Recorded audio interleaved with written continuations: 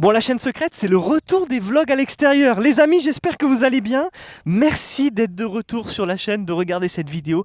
Si vous ne me connaissez pas, je m'appelle Guillaume, ça fait 15 ans que je suis dans la tech. Et j'ai lancé cette chaîne secondaire pour faire des vlogs à propos de ma vie dans le sud-ouest. Ma maison que j'ai investie il y a à peu près un an. Et depuis mon retour de Dubaï, depuis un an et demi.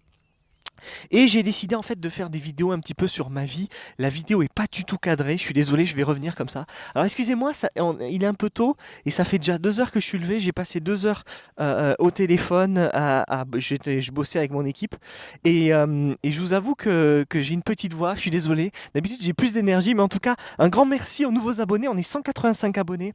Je suis ravi de vous retrouver les amis.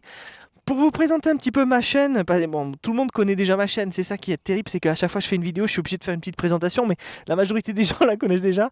Je fais cette chaîne pour parler de ma vie, tout simplement, parler de ma vie, c'est ma chaîne secondaire. J'ai une chaîne principale qui s'appelle Code with Guillaume avec plus de 180 000 abonnés maintenant.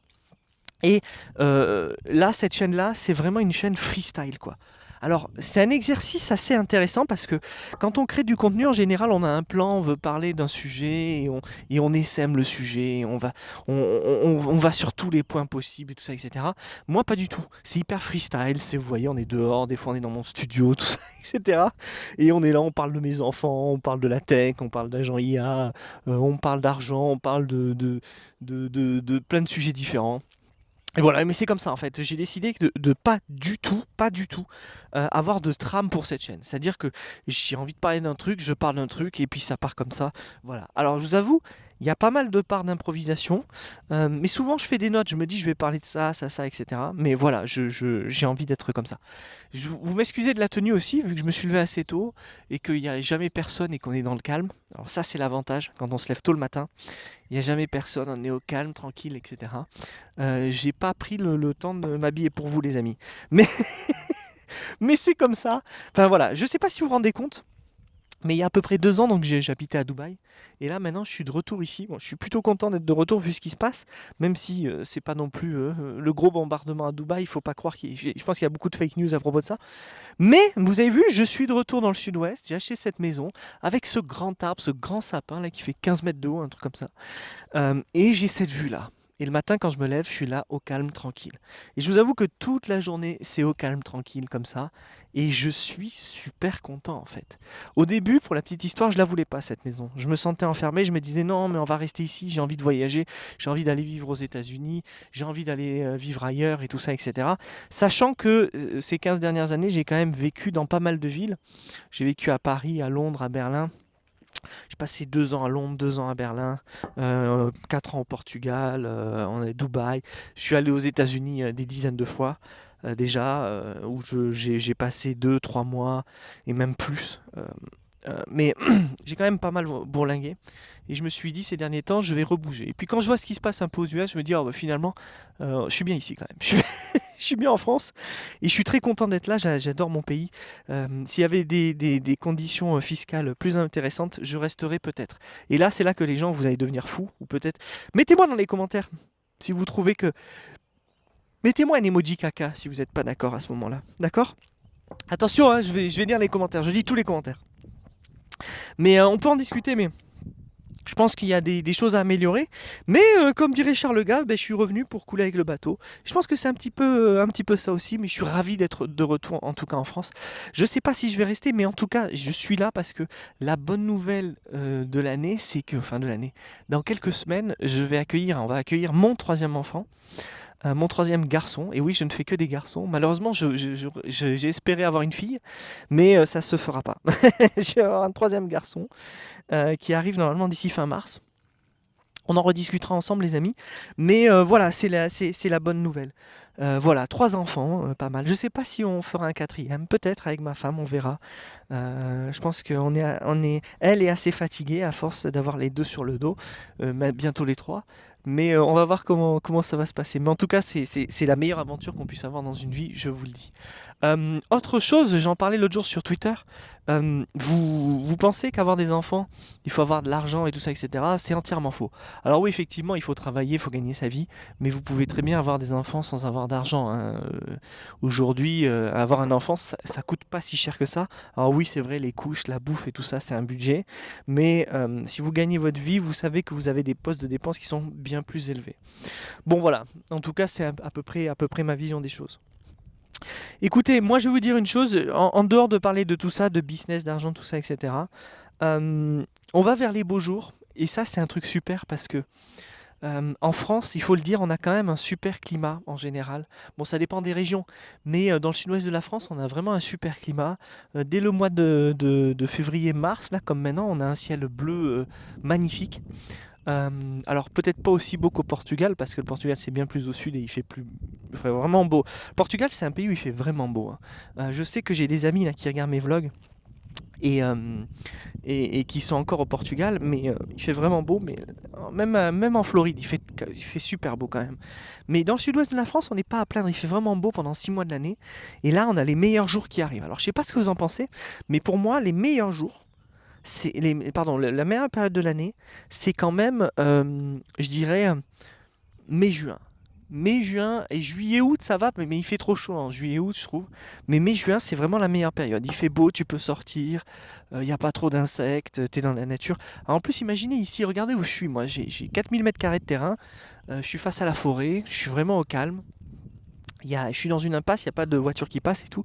Je peux vous assurer, ça va squatter à l'extérieur cet été. Mais parce que j'étais pas là l'été dernier. J'ai pas pu encore investir la maison. Et bref, c'est un petit peu le truc qui me trotte en tête en ce moment, de me dire qu'on va passer du bon temps ici cet été et voir ce que ça va donner. Et puis surtout se concentrer sur la création de contenu. Beaucoup plus que la création d'entreprise. Parce que vous savez, dans la tech, en fait, on crée très vite des entreprises, on crée très vite des structures et on peut très vite envoyer des offres à des clients pour leur rendre des services. Bon, il s'avère que c'est ultra saturé. Et en plus d'être ultra saturé, bon, il y a toujours, même si c'est saturé, il y a toujours un moyen entre guillemets, de sortir son épingle du jeu. Mais moi, il y a un truc que j'aime plus que tout au monde, c'est la création de contenu. Et vous le savez peut-être pas, mais j'ai déjà plusieurs chaînes YouTube, dont celle-ci. Et ce que j'aime le plus faire tous les jours, c'est de créer du contenu, même du contenu écrit, que ce soit sur X, d'écrire des articles et tout ça, etc. C'est mon truc, ça a toujours été mon truc. Et je fais ça depuis une quinzaine d'années, et c'est ce qui m'a permis quelque part d'arriver à la petite audience, je dis petite audience, que j'ai aujourd'hui. Et ça, pour moi, c'est ce qu'il y a de plus important.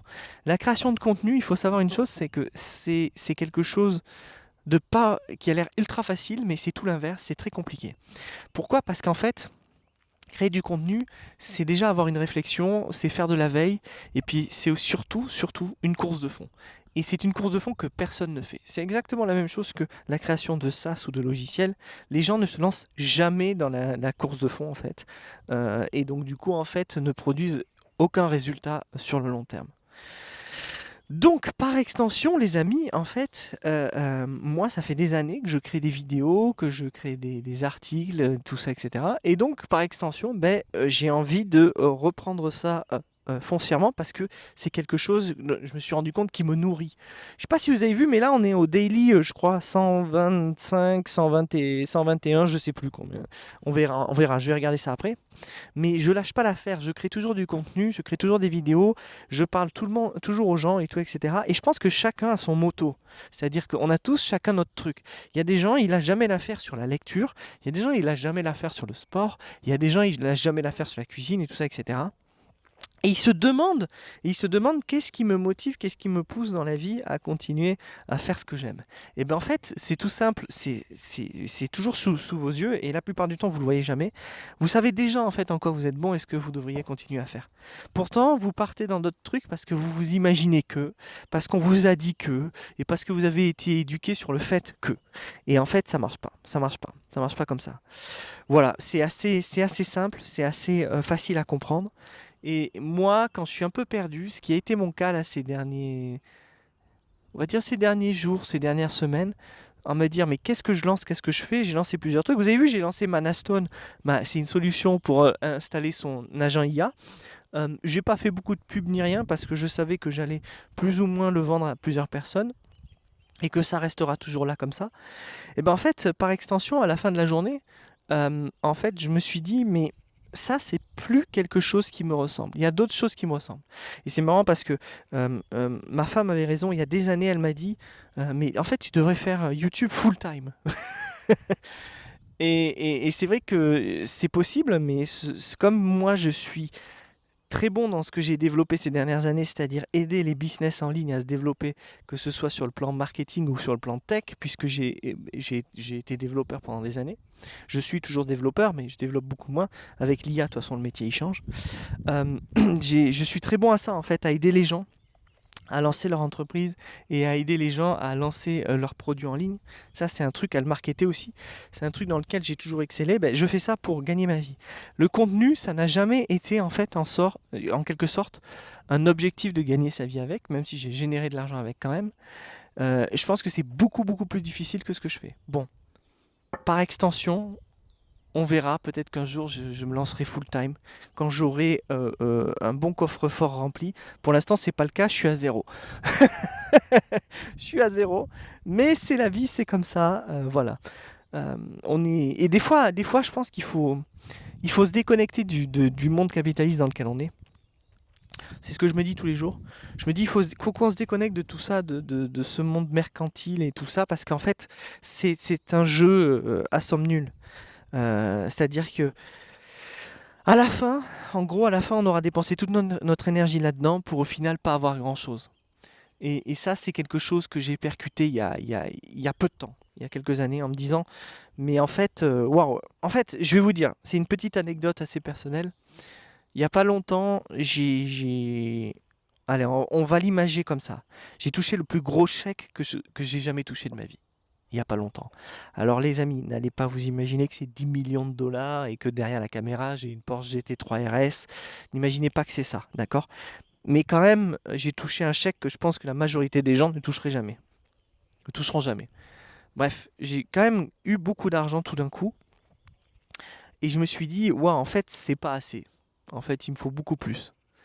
Et je me suis dit, waouh, en fait, si j'avais beaucoup plus, si j'avais 10 millions, ben, je me dirais, waouh, c'est pas assez, il me faut beaucoup plus, il me faut 10 milliards. Et je me dis, mais en fait, combien de temps cette course va tenir? Combien de temps ça va tenir? Et je pense même que ça va être le titre de cette vidéo, combien de temps ça va tenir en fait? Eh bien en fait ça tient, en fait c'est infini, ça s'arrête jamais. C'est-à-dire qu'en fait, vous lancez dans cette course et ce sera jamais assez. Ça ne sera jamais assez les amis.